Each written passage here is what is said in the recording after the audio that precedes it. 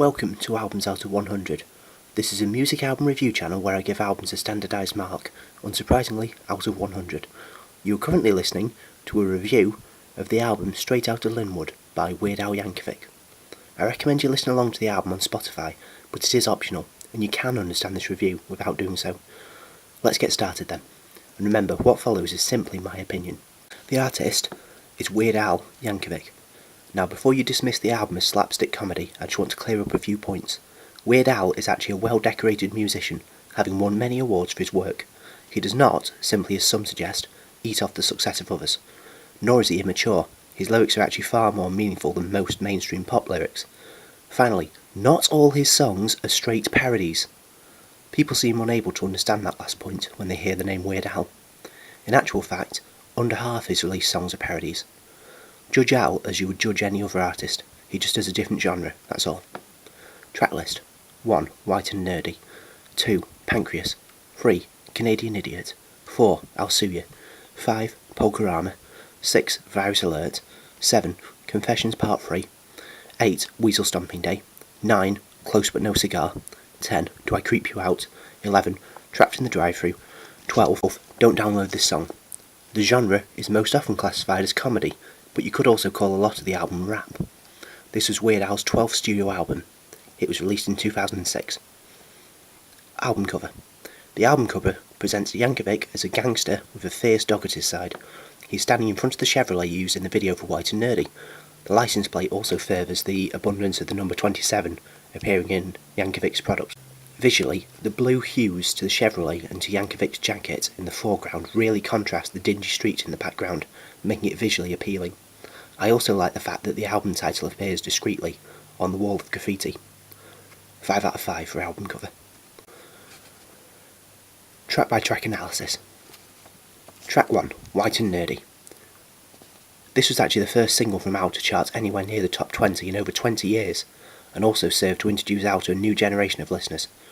The song is a straight parody of Riding by Crazy Bone and Chamillionaire, and ended up being vastly more popular than the original song. It talks of a white nerd whose numerous typically nerdy behaviours and qualities prevent him from being cool with the local mobsters. One of the good things about Al's parodies is that he totally makes the song his own, so you don't even think of it as a parody of Riding, you think of it as a separate song, and a classic at that. He also happens to be very good at rapping, as he proves here. Track 2, Pancreas, a style parody of the Beach Boys' music in general. That's right, people who weren't listening earlier, it's not a parody of a specific song by the Beach Boys, it's a parody of their musical style. Now you're starting to see how clever Al is. If you're still unsure what I mean by style parody, this track is basically Al creating, writing and singing a brand new Beach Boys song. In my opinion, these style parodies are the highlights of Al's albums, for the sheer attention to detail that goes into them. Plus, this song seamlessly incorporates about 15 separate instruments together, playing while Al talks to the biological specifics of his pancreas. Track 3, Canadian Idiot. A second direct parody, and this time it's a parody of the classic American Idiot by Green Day. The persona of the song talks to the things he hates about Canada, such as how the Canadians are so polite and their money. The clever thing is though, by making the American persona such a racist bigot, he ultimately and purposely ends up insulting Americans and their views instead of Canadians, as both the title and a surface reading of the lyrics would suggest. Track 4, I'll Sue You. And it's a second style parody. This time the artist being parodied is Rage Against the Machine. Both the instrumentation and the lyrics of the song are angry, and the song is abrasive to listen to. The persona of the song lists numerous ridiculous circumstances he wants to sue in, such as suing Colorado because it looks a bit too much like Wyoming. The patches of land, for crying out loud. Al is making a social criticism here as well, criticising the claim culture that exists in America. Track 5, Polkarama. Anyone who knows of Al knows that on almost every album, us listeners get treated to a polka medley. These polka medleys are brief covers of well-known recent pop songs, combined to a fast, fun beat and recurring sound effects. This album's polka medley starts out with The Chicken Dance by Werner Thomas, playing through songs such as Let's Get It Started by the Black Eyed Peas, Speed of Sound by Coldplay, Somebody Told Me by The Killers, and Ponder Replay by Rihanna, before coming to a clashing finale in an adaptation of Gold Digger by Kanye West.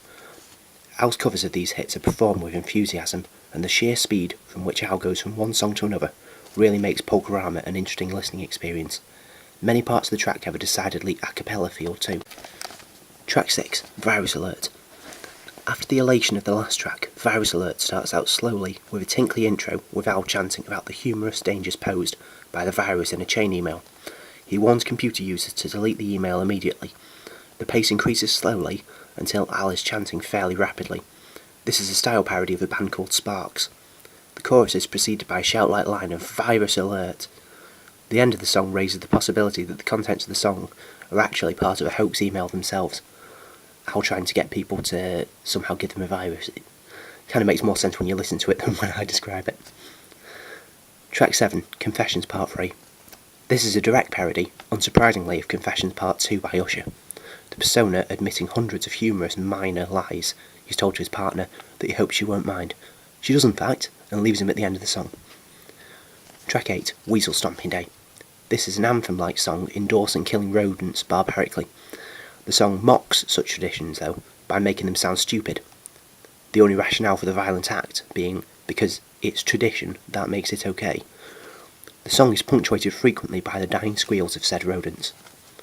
Track 9, Close But No Cigar. Another style parody, this time of a band called Cake.